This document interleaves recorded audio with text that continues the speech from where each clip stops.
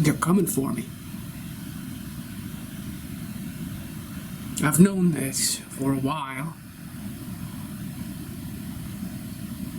I'm a little skittish about it.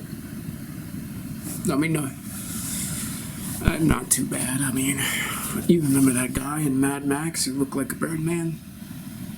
That's the state of my soul inside, but I've got that under control. Mostly. Kinda. Not really. My therapist. My therapist told me that they're not coming for me. That they'll just pass over in the middle of the night, but my therapist is one of them. So of course my therapist is going to tell me that they're not coming for me.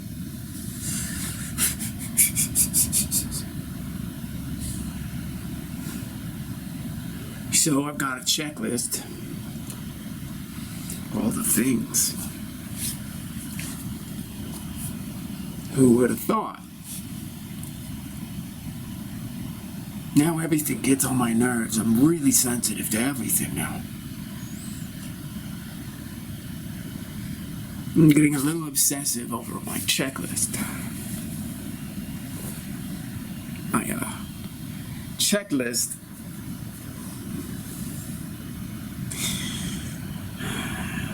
it's not what I want it to be. You ever go to the library and you find that perfect book? So I went to the library. I found that perfect book. It says how to make the best checklists. Checked it out. Checked out a book on checklists. I told my therapist, I said, hey, if they are coming for me, no, they're not coming for you. No, hear me out.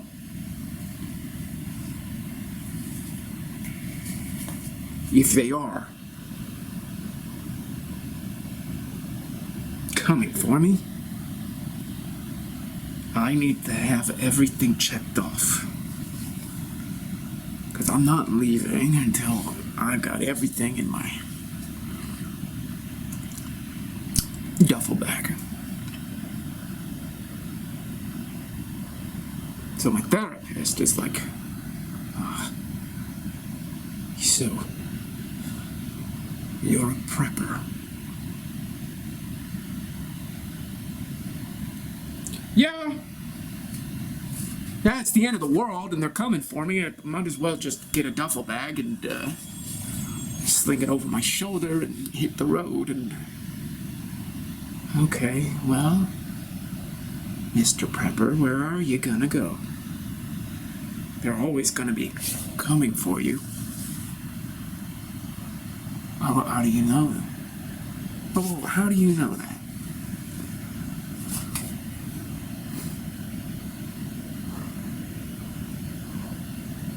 Excuse me.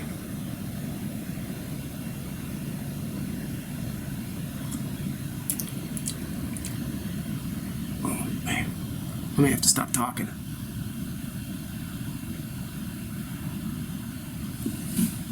It's up there good. That magical junction between, what do they call them? Molars. We got some eggs up there. How do you know they're always going to be coming for me? Where'd you get that piece of intel? When I blow this joint, blowing this joint for good, I'm going to be out there in the outback on the plains underneath the infinite expanse of the sky, and with these people still coming after me.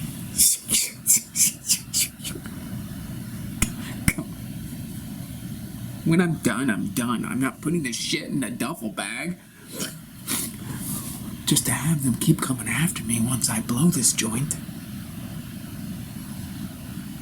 Are you on their side? Is that what this whole therapy is about? You get in my mind and then you assure me that I'll never be alone, but I'm not with the people that love me. I'm never alone. Because they are coming after me and you can't tell me otherwise, okay? It's like when you reach this level of mastery, you've read Sun Tzu's The Art of War.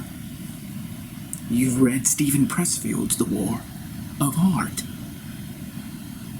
You understand how to conduct yourself in the battlefield and all the resistance therein, the psychological resistance from within,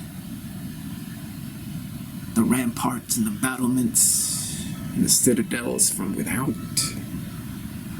Crush them all. But there's this portal, this gateway, barrier to entry, and it's you. You. I know why I hired you. This whole time, you've been indulging me, as it were, thinking that I am the patient. This could not be further from the truth. No. I need to study my enemy, and therapy is essentially a cabal discipline. See, what you want to do with your techniques, you want to get inside of me. That's what you want to do. That ain't gonna happen. You want to divide and conquer my psyche by splitting me up into a super ego, an id, shadow over here, subpersonality over there, all my 24 personalities, like Sybil. You want to keep dividing me, like I'm some stalk of celery in the kitchen, and you're the sous chef. But much faster than that. Sous chef therapist. I hired you to put you front and center so I could not miss what this is all about. You laugh at me and say, oh, they're not coming for you, and yet you have been coming for me the whole time. You are under the mistaken impression, the delusion, that I'm the patient here. No, you're the subject of my observation. You're the subject of my study. You are the subject of my research. I flipped that script even before I walked in the door.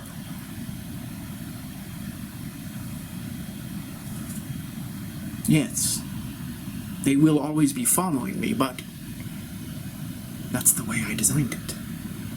You'll always be here, because I'll always need to have you by my side. Tonto.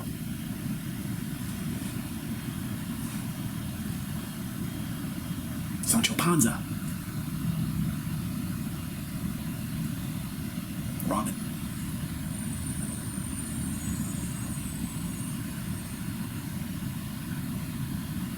I want to be free, like anybody else, and you want to be free like anybody else, but you can't be, because you don't believe in freedom. For you, freedom is just an epiphenomenon of the psyche, and the psyche reigns supreme as the absolute. I get it. I'm sympathetic. I concur.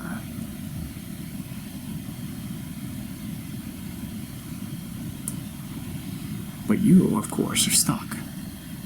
Anybody can see. Analysis, paralysis. And logorrhea. Logorrhea. Sitting there on your couch just vomiting the words. An unimpeded efflux of nonsense. Telling me lies. Trying to convince me. With propaganda that I am all these different facets and schisms and need to be pieced together again like Humpty Dumpty. Well, I defy you, and I am running away. I'm going to find a place where I am whole underneath the sky, with the mountains and the clouds and the streams and the prairies and the cows.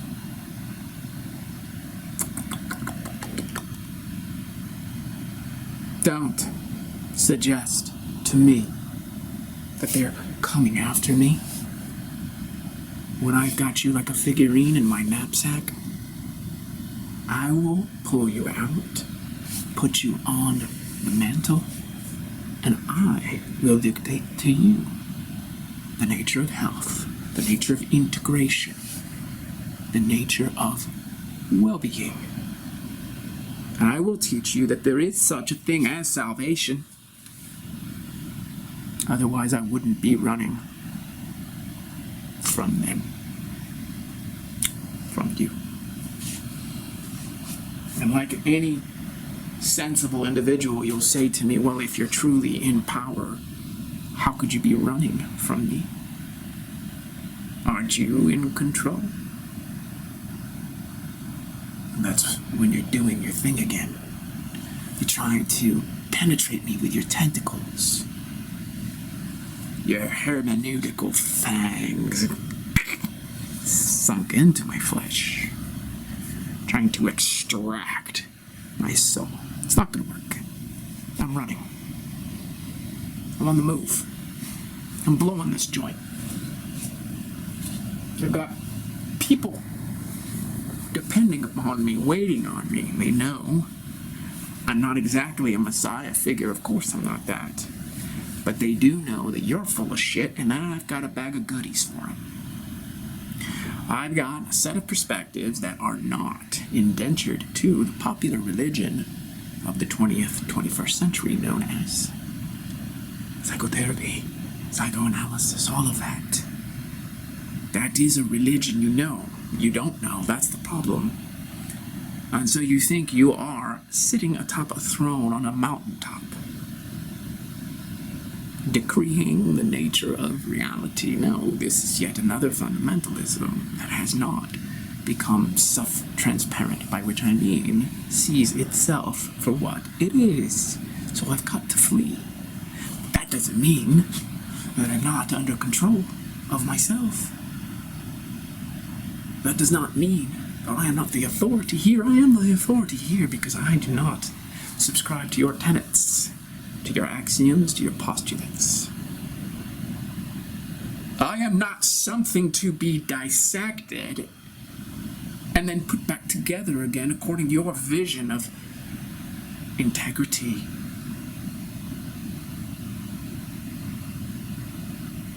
So, this will be our final session together. I am grateful for what we achieved here.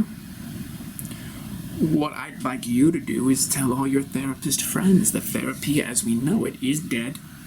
Just like Nietzsche pronounced God is dead, therapy is dead. Do you know why? Can I simply explain to you why? Because you therapists are the unhealthiest people on planet Earth. So how could you be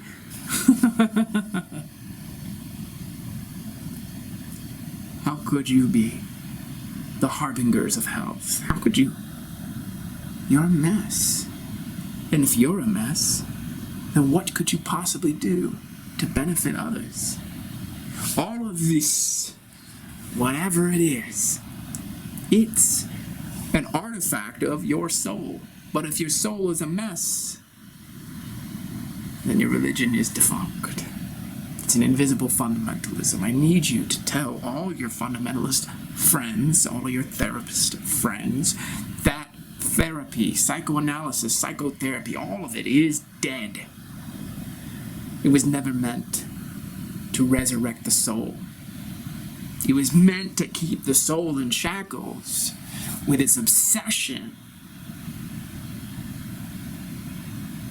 with neurosis, with shadow, with the dark. You need to admit it to yourself that you're not free. You have no idea what freedom and happiness and enlightenment actually feels like. So if you don't know freedom, happiness, enlightenment, what are you doing? What are you doing? You're putting people deeper in the mud with this well-intentioned vision that a lotus will blossom from that mud. But you need to confess. And this is why I'm leaving and I'm walking out the door. You do need to confess that you have never, ever seen a lotus blossom from the mud of what you do. It's just mud. Always mud.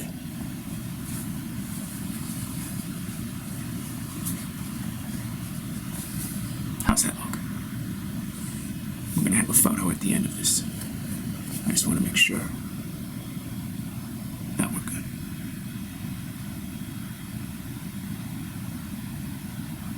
It's time.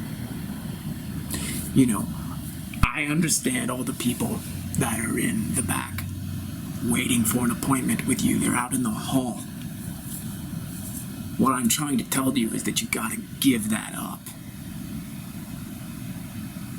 There's no more future in there for you. You might as well realize that just as I realize, they are coming for you.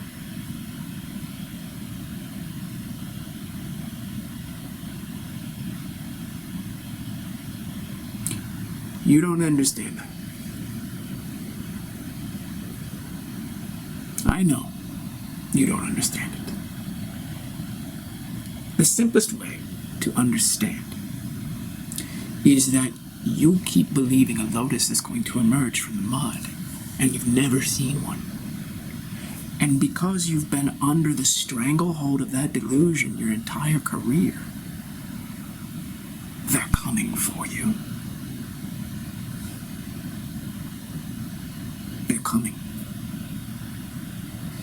You have been promised a bill of goods that has never materialized. Why? Why have you accepted this degree of delusion?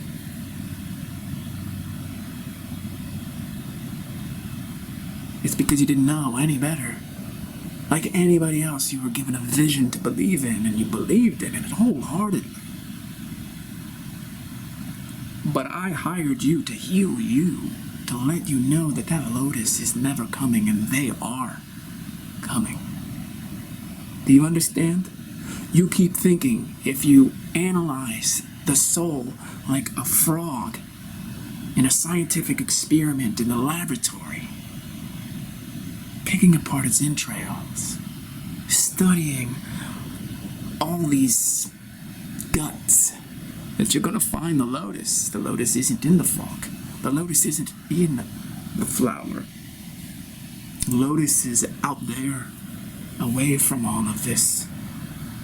And you've got to leave, because they are coming for you.